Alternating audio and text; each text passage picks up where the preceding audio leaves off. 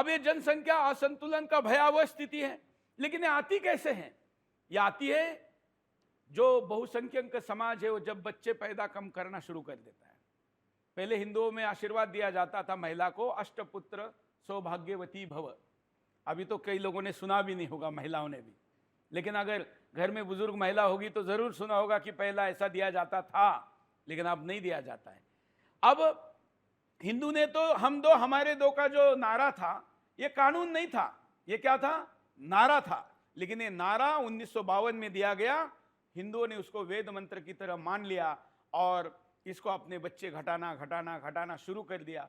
फिर हमारे अंदर एक पश्चिमी सोच, भौतिकवाद, व्यक्तिगत करियर, निजी स्वार्थ, ये इतना ज्यादा भरा गया कि हमें अपना समाज, अपना संपत्ति, अपना देश, अपनी संस्कृति, इसका विचार ही नहीं किया कि अगर हम घटेंगे तो क्या होगा, इसका विचार ही नहीं किया, बल्कि इसको ज्यादा प्रतिष्ठा देने का प्रयास किया गया कि अरे देखो इसके तो 2 ही बच्चे हैं।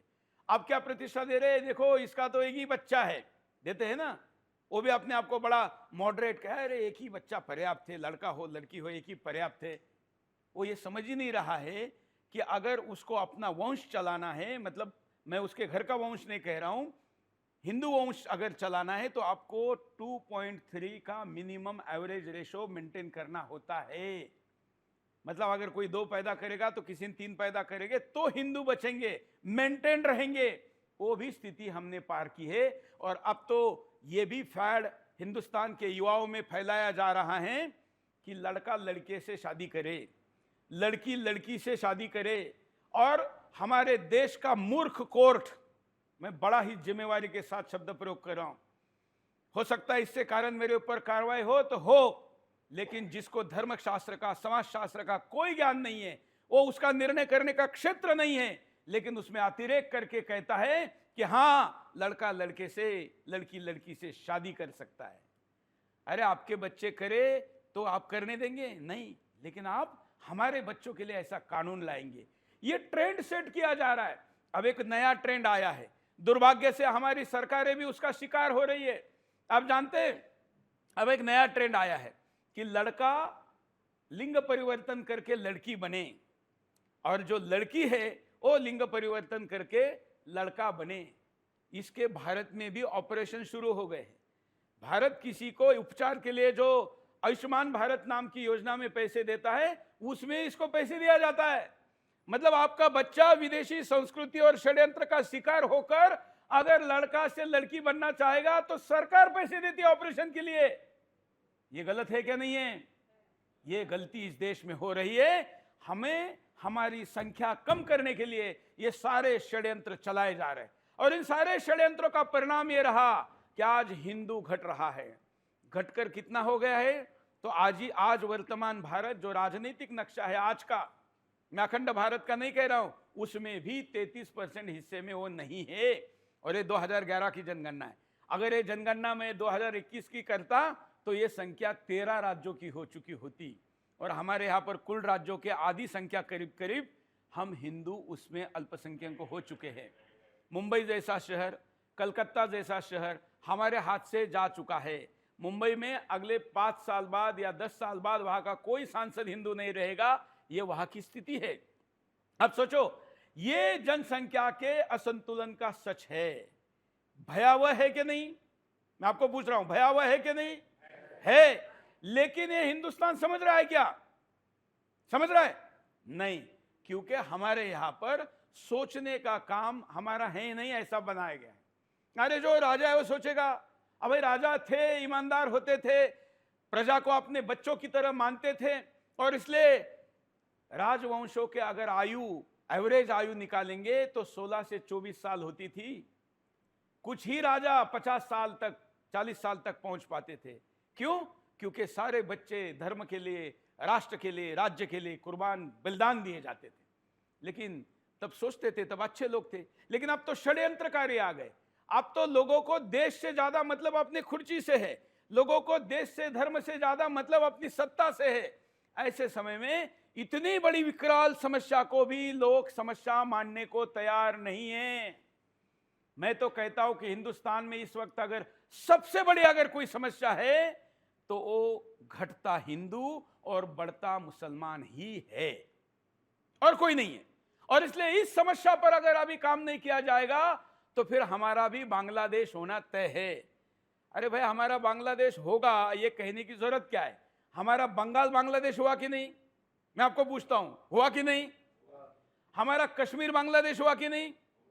केरला होने की तरफ है कि नहीं? दिल्ली के कितने हिस्से को मैं बताऊं जहां पर मैं खड़ा हूं, इसका पश्चिम उत्तर प्रदेश लीजिए या दिल्ली लीजिए, सीलमपुर बांग्लादेश है कि नहीं?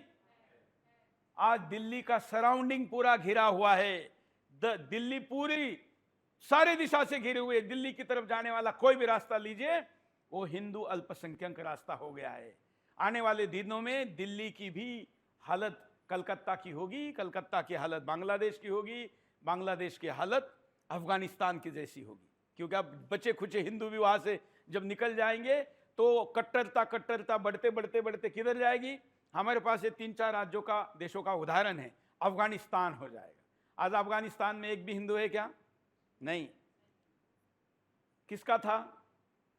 किसका था? हिंदुओं का था। कितने वर्ष पहले था? अभी 300 वर्ष पहले। 300 से 500 वर्ष में गाथा यह है कि पहला 100% अफगानिस्तान, जो कि वीरों का प्रदेश माना जाता था, वहां की शरीर यष्टि, वहां का खान पान, वहां का जो उत्पाद है वो व्यक्ति के शरीर को पोलादी बनाता है, ऐसी वहां की स्थिति है। हिंदू कुश पर्वत आज भी वहां पर है।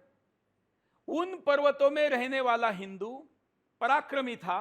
खैबर खिंड से पश्चिम के आंदोलनों आक्रामकों को इधर आने नहीं देता था। लेकिन हमारे कुछ लोग करीब 500 वर्ष पहले वहां पर अहिंसा का झंडा लेकर गए और षड्यंत्र पूर्वक वहां का राजा, वहां का योद्धा उसके हाथ का शस्त्र रखवा लिया और कहा कि अरे एक आंख फोड़ने का बदला अगर दूसरा आंख है तो क्या काम का है, फिर सारे अंधे हो जाएंगे। अरे मूर्ख, आंख फोड़ने वाले की आंख फोड़ दे तो दूसरा आंख पैदा फोड़ने वाला पैदा ही नहीं होगा, यह क्यों नहीं समझाया गया? लेकिन यह कहा गया कि अरे सारे अंधे हो जाएंगे, सारे एक दूसरे को मारेंगे तो कोई बचा गया नहीं, धरती, ये पृथ्वी, ये वसुंधरा मनुष्यहीन हो जाएगी। मूर्खता की बातें समझाई गई और उनके शस्त्र रखवाए गए। रखे हुए शस्त्रों के अहिंसक लोगों को गाजर मूली की तरह काटा गया और वो मारे गए।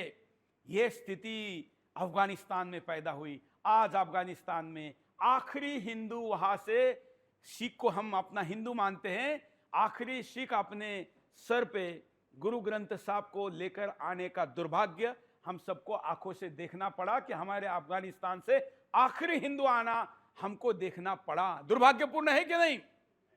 आज यही स्थिति, आज भारत के कितने राज्य जहां पर 1% से भी कम हिंदू हैं, जानते हैं आप ऐसा? अब जानते हैं कि मैं जहां पर हम सब जहां बैठे हैं, यहां से 28 किलोमीटर दूर पर मेवात है।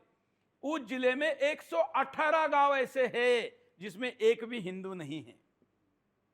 अब जानते हैं पूरे भारत में हिंदू नहीं ऐसे गांव कितने हो गए? अभी हम महाराष्ट्र में एक आंदोलन चालू करने जा रहे हैं, उसका स्टडी करें तो अभी तक हमारे हाथ में लिस्ट आ चुकी है कि 100 गांव की लिस्ट हमारे पास आ चुकी है जिनमें एक भी हिंदू नहीं है। ये बांग्लादेश, अफगानिस्तान है कि नहीं? ये स्थिति हमारे यहां पर पहुंची है।